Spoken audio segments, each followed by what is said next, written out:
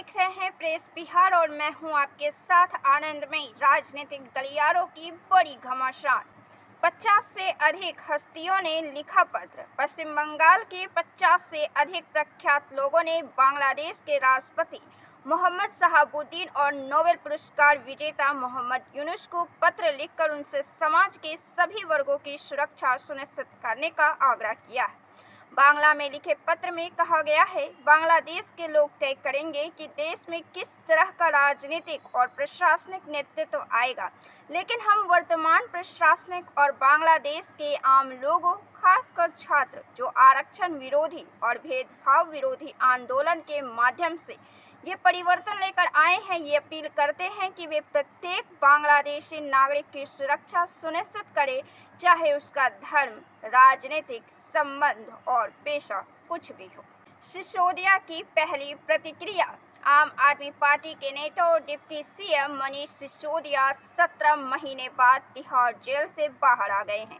Jail से बाहर आने के बाद उन्होंने पहली प्रतिक्रिया दी है। उन्होंने कहा, आप सबको आजाद मनीष सिसोदिया का नमस्कार। 17 महीने तिहाड़ में सिर्फ मैंने कष्ट नहीं उठाया, आप सभी ने भी कष्ट उठाया। मनीष सिसोदिया ने आगे कहा, बाबा साहेब ने सपना देखा था कि कोई भी तानाशाही सरकार संविधान का बेजा इस्तेमाल न करे। तानाशाही के खिलाफ संविधान बचाएगा। संविधान की ताकत की वजह से ही अरविंद केजरीवाल जी भी बाहर आएंगे, देश के ताले टूटेंगे, अरविंद केजरीवाल जी भी बाहर आएंगे। सुप्रिया सुले ने की समय की मांग। समाचार एजेंसी ANI से बातचीत करते हुए सुप्रिया सुले ने कहा, हमने अभी देखा नहीं है, हम उनको कह रहे हैं हम विरोध करेंगे। संयुक्त संसदीय समिति का गठन करें या फिर इसे स्टैंडिंग कमेटी के पास भेजें। इस पर चर्चा होनी चाहिए। सीधे बिल नहीं ला सकते हैं। देश में जवाबदेही के खिलाफ कोई नहीं है। इस देश को ईमानदार लोगों ने बनाया है। मुद्दा यह है कि इस विधेयक को स्टैंडिंग कमेटी के पास भेजा जाए, इस पर चर्चा हो। हम सभी को समय चाहिए। प्रधानमंत्री मोदी ने दिया आश्वासन। प्रतिनिधिमंडल में शामिल ओडिशा के दलित भाजपा सांसद अभिमन्यु सेठी ने कहा, हमने उपश्रेणियों और क्रीमी लेयर का मुद्दा उठाया क्योंकि इससे विभाजन पैदा होगा। आरक्षण का लाभ हर दलित या आदिवासी तक नहीं पहुंचा है, इसलिए क्रीमी लेयर का मुद्दा उचित नहीं है। प्रधानमंत्री ने हमें आश्वासन दिया कि यह एक टिप्पणी है और इसे लागू नहीं किया जा रहा है और SC और ST के हर उपवर्ग के हितों की रक्षा की जाएगी। आस्तीन के सांप से रहे सावधान। पूर्व CM दिग्विजय सिंह ने ग्वालियर में कार्यकर्ताओं से मुलाकात की। इस दौरान उन्होंने कांग्रेस कार्यकर्ताओं से कहा कि आज 2 दिवस है, आदिवासी दिवस है, दूसरा नाग पंचमी।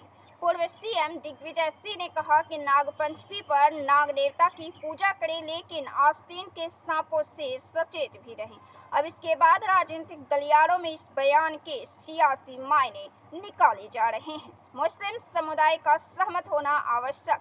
शिरोमणि अकाली दल के अध्यक्ष ने कहा, बीजेपी के नेतृत्व वाली भारत सरकार को बड़ी मुस्लिम आबादी को विश्वास में लिए बिना वक्फ अधिनियम में संशोधन पर कोई भी निर्णय लेने से बचना चाहिए। बादल ने सोशल मीडिया मंच X पर एक पोस्ट में कहा, चूंकि यह वक्फ संपत्तियों के रख रखाव का मुद्दा है, ये मुस्लिम समुदाय को सभी प्रस्तावित संसाधनों पर सहमत होना चाहिए और उनकी मंजूरी जरूरी है।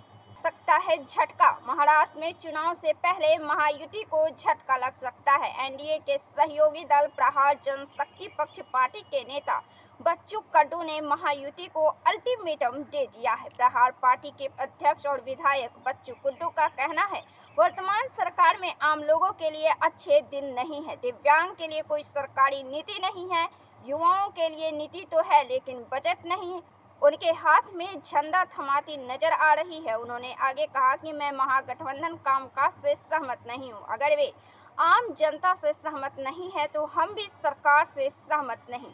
सरकार हमारी मांगों को स्वीकार करे और निर्णय ले, नहीं तो मैं अपना क्षेत्र तलाश। TDP ने नहीं दिया समर्थन। TDP के राष्ट्रीय प्रवक्ता पट्टाभिराम कोमोरेड्डी ने द फेडरल से कहा, हम चाहते हैं कि वक्फ विधेयक पर व्यापक विचार विमर्श हो ताकि सभी हितधारक इस मुद्दे पर अपने विचार दे सके। पार्टी ने यही रुख अपनाया है और हम इस मुद्दे पर आगे कोई टिप्पणी नहीं करना चाहेंगे। हम चाहते हैं कि विधेयक का अध्ययन संसदीय समिति करे।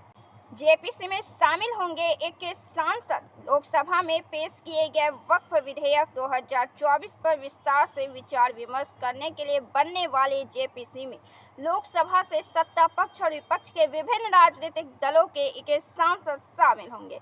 इसमें लोकसभा से जगदम्बिका पाल, निशिकांत दुबे, तेजस्वी सूर्या, अपराजिता सारंगी, संजय जायसवाल, दिलीप सैकिया, अभिजीत गंगोपाध्याय, डीके अरुण, गौरव गगोई, इमरान मसूद, मोहम्मद जावेद, मौलाना मेहबुल्लाह, कल्याण बनर्जी, ए राजा, लाऊ श्री कृष्ण देव यलू, दिलेश्वर कामत, अरविंद सावंत, एम सुरेश, गोपीनाथ, नरेश गणपत महस्के, अरुण भारती और असदुद्दीन ओवैसी सहित लोकसभा से कुल 21 सदस्य और राज्यसभा से 10 सांसद शामिल किए जाएंगे। 1 घंटा में शराबबंदी खत्म। प्रशांत किशोर ने ऐलान किया है कि 2025 में अगर जनसुराज को सरकार बनाने का मौका मिलता है तो 1 घंटे के अंदर शराबबंदी खत्म कर दी जाएगी। उन्होंने कहा कि नीतीश के खिलाफ ही सबसे ज्यादा सत्ता विरोधी लहर है।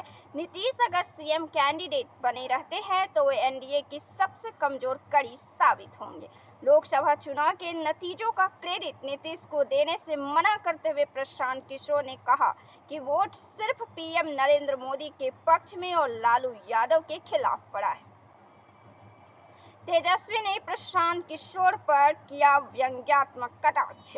ऐसे कई राजनीतिक दल बनते रहते हैं। बिहार में इतने पंजीकृत राजनीतिक दल हैं जिनकी संख्या भी लोगों को नहीं स्मरण में रहती है। ऐसे में पीके के राजनीति में उतरने से कोई चिंता नहीं होनी चाहिए। उनके दल बनाने से कोई दिक्कत नहीं है।